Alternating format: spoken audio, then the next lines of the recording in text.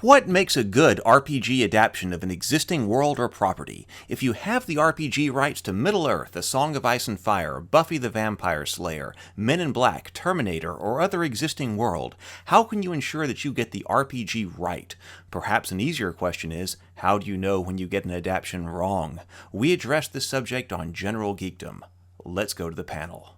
But first, Episode 1 of Season 2 of The Cultists, our comedy web show about modern-day D&D playing Lovecraftian cultists just trying to worship Cthulhu in a world full of people who don't understand, is coming to YouTube October 7th. To celebrate, I'm giving away a premium board gaming table if we can hit our YouTube goals. Subscribe to the channel and hit the link below for all of the information on the show and the game table giveaway. Well, we talked about creating our own world, but why don't we talk about adapting a world for an RPG?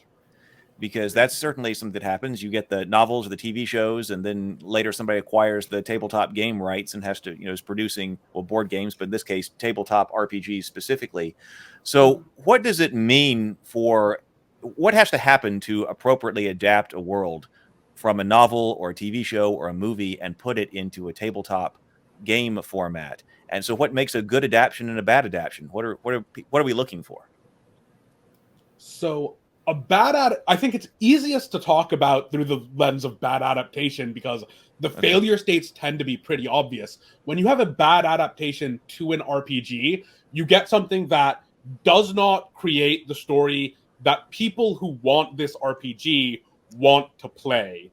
So if you create an MIB game and it doesn't support doing weird stuff around aliens and mind wiping people very well, then you have made a bad MIB game. If there isn't place for the characters to actually do stuff and for the DMs to actually do stuff, I think it was. I had an example in my head at the start of this, and I've forgotten what it was. I think it was one of the old GURPS adaptations, maybe like the Robotech adaptation or something, where you had a setting that could, in theory, be a neat RPG, but there wasn't much about there wasn't much to help a DM create something for their players or for the players to make themselves fit in the world. You'll occasionally run into protagonist issues with this, where you'll have the canon characters written up, but they'll be at such a level that characters will never be able to interact with them. And even otherwise good adaptations will run into this, where you'll have a solid adaptation of, I think it was Buffy that did this, where it had a pretty decent RPG adaptation, and then it wrote up Buffy the Vampire Slayer and the rest of the cast, and you would never be able to put them in a table with your characters because all of their statistical stuff was just too big. The other version of that is when the characters become too powerful too quickly, and now all the stuff that people want to do is mechanically irrelevant to them because they've outpaced it. None of it will be a satisfying challenge, or none of it will make for a satisfying story, or you will be able to easily style over whoever the protagonists or main villains were. Those are the big ones. And then on the setting level, so one thing about RPG settings is that you can't keep as many secrets as you do in other mediums, where if you go, hey, here's this element of the world, and you, the reader, can puzzle it together if you'd like. Maybe there isn't a definitive answer or whatever. That's satisfying. But if you're doing an RPG, you either have to say, hey, there isn't a definitive answer for this. You, the DM, make something up. Here are some ideas. And Spire does this pretty well, I think. Or you have to actually just tell the DM, here are all the big secrets of the world. This is what they are, so you can actually use them.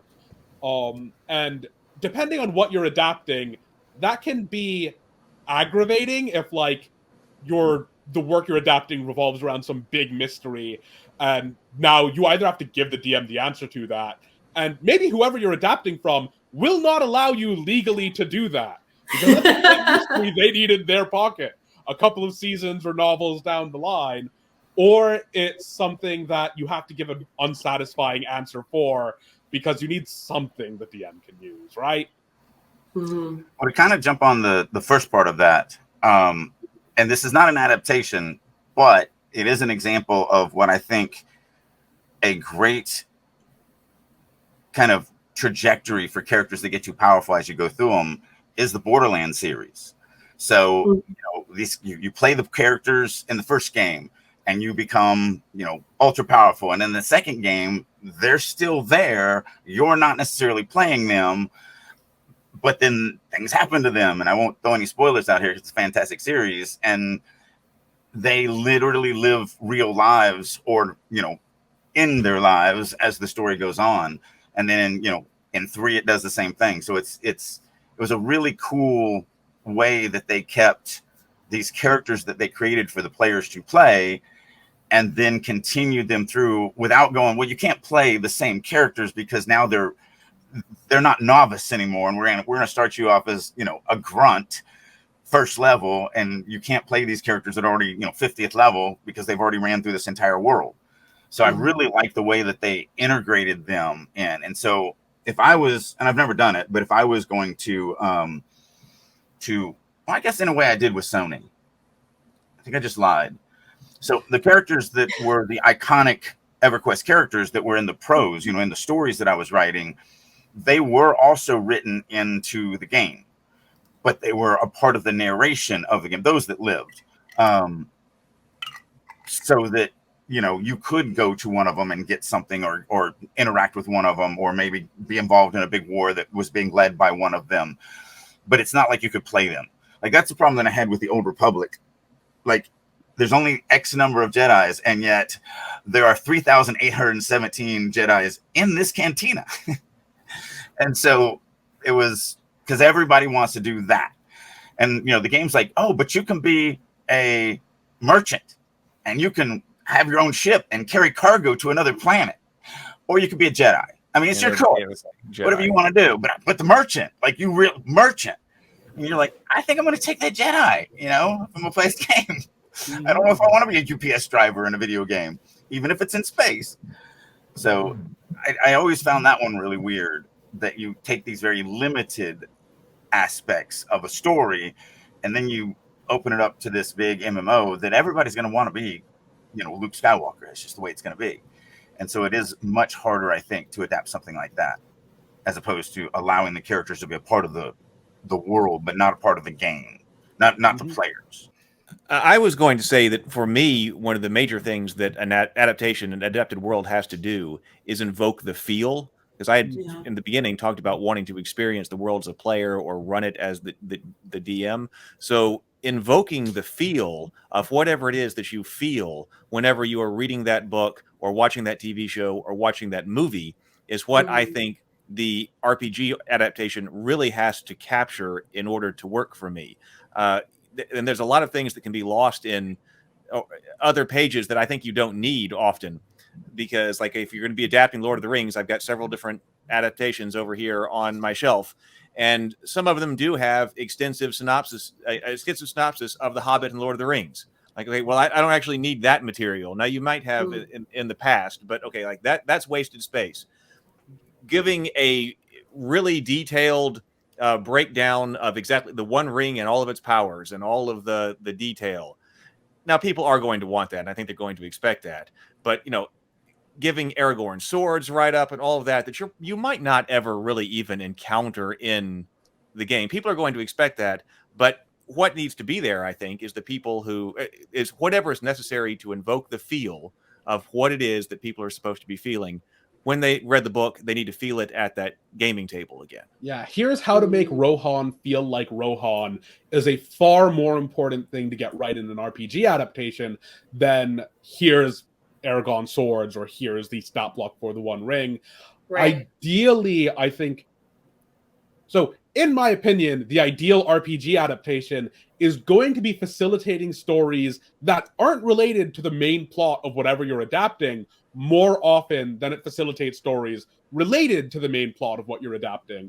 I think one of my favorite adaptations is the Fantasy Flight games, Star Wars games, which are excellent at doing we're 5 dipshit smugglers in the Outer Rim up to our necks in debt and getting into some sort of shenanigans. We are never going to meaningfully interact with the Galactic Civil War and the Rebel Empire conflict, but this is going to feel a lot like Star Wars the entire time, or like we're a random rebel cell in the Inner Rim we're going to be doing anti-empire stuff, but we're not going to touch the main plot.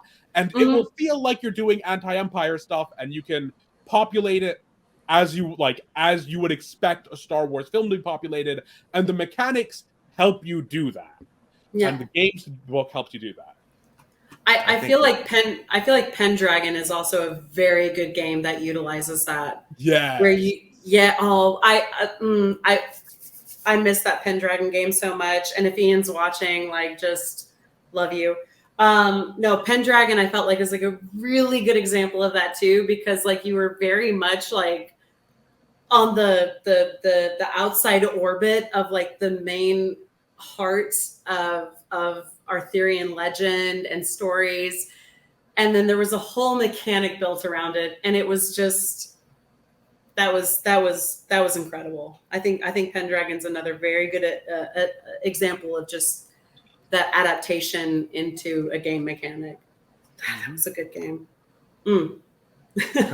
Comparing something like the second edition Middle Earth role-playing game, which was, like I said, the first one that I started with, so I didn't really have anything to compare it to.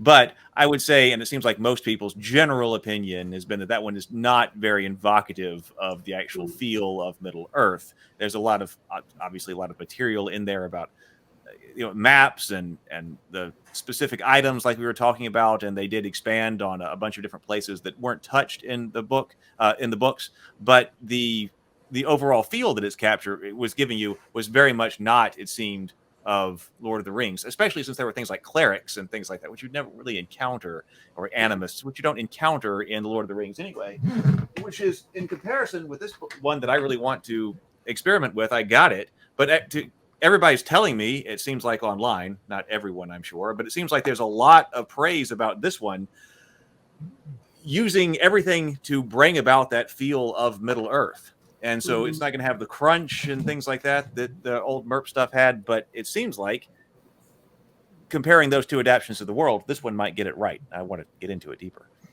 Yeah. I think that makes me the outlier, because I've been listening to you guys talk about this, and I get the mechanics of it, but I've never wanted to play in something that I read, because a part of my biggest enjoyment out of a novel, role-playing game, whatever, is discovery. And so I've already discovered Lord of the Rings because I read it. I don't want to then now go play in that world that I already know even if there's new things I'm going to learn, I know a lot about that world. I want to go into a new world. I want to go into something that, has different things, that is a new experience. And that's why I read new novels, is because I want something different. And that may make me an outlier, but that's just listening to y'all so excited about playing all these things. And every time I was just like, meh. I mean, if we were in the same room and it was like, hey, we're going to role play this, I'd be like, all right, whatever. And I would do it. But I don't know if I would go seeking it out. That might make me a weird guy, but I don't think it makes you an outlier. I think that's why there's so many different avenues for a genre like RPG. It's kind of like, oh, hey, let me explore something new. But also it's like, oh, but what if I took this established thing that I grew up on or was inspired by and just kind of tore it apart into little pieces. I don't think it makes you an outlier to like the things you like at all. Well, I think the point that you bring up, Drake, is the one that I most hear that is counter toward the idea of, like, why don't we do some type of existing world-based RPG? Right. Because has the story already been told? That's a common critique I hear about, like, Middle Earth role-playing. That the story was the Lord of the Rings, and it's been told. And also, what is the status of that story within the RPG? We were just talking about in Star Wars, that maybe the GM, and I think that has to be up to the GM. I think the campaign setting kind of has to assume that the existing stories are going to be canon, but leave enough flexibility so that the game master could decide that's not true. Maybe at our table, the players are going to influence the Galactic Empire, and we just might completely change the story for our table. We could do that with Lord of the Rings as well. Or we're going to be telling a different story. I wanted to play a game set just after the fall of Sauron in the Fourth Age. So all the characters are still there, but then everybody can pick up right from there, and we can do whatever we're going to be doing. And I think there's still a story to be told there. Yeah. But that's a common criticism, that was this world designed for this story? Now the story's been told. Is there anything left for us to do? To what we were talking about earlier, it's like, what if someone was just like, you know, a blue collar or white collar worker in this realm? That's just where I keep coming back to, with something where it's like a Star Wars established tabletop or a Middle Earth established tabletop, where it's just like, what if we were just a farmer's market in Bree, and then all of this stuff went down with the One Ring or whatever? Like, how would that affect our bottom line? I don't know. Like I see what you're saying. Yeah, so I 100% I 100% get why people wouldn't be interested in it. Like, there's an argument to be made either that, like, if it's not for you, it's not for you, and that's not absolutely an issue. Absolutely. But most settings are big enough that there are multiple stories to be told in them. The main story, or the story that the author wanted to tell, may have already been told, but with a setting as big as Middle Earth or Star Wars or whatever, there are a variety of stories you can tell, and of course, you can always choose to change things at your table. You can have your player's story affect and change the main plot of whatever it is that you're adapting. That's always an option available to you. And as such, I think that, like, these do have a role, and obviously there's a market niche for them. People keep purchasing them, but they do have, like, a storytelling role in RPGs. But the desire for new things, new worlds, and new stories to be told is also why original settings in RPGs are in pretty high demand. People will go for things that, if they like, will be really interested in settings that seem new or unlike things they've played in before. Something that Kickstarter is facilitated beautifully. And that's one of the things that, even though I may never even crack one of these books, I've purchased and, you know, backed, I don't know, at least a half a dozen campaign settings that are 5th edition compatible, because the world looked interesting, and now they're on my shelf. And I'm not role playing right now, but, you know, maybe my boys pick it up because they're both into role playing. But really, it was just, that seems interesting. I might want to look at that one day. I'm too busy right now, but one day. Well, that's gonna be okay. Finish. No, that's just so, and it is that new. It's that draw that makes me interested. If you like what you saw, please like and subscribe. It'll be greatly appreciated. And also, please check out The Cultists, the web series on this channel about modern-day D&D playing Lovecraftian cultists who just want to worship Cthulhu in a world full of people who just don't understand. Season 1 is on the channel now. But also, please check out my YouTube channel. I have over 200 videos on tabletop gaming and the sci-fi and fantasy genres. If you enjoyed this video, you'll likely enjoy many of them as well.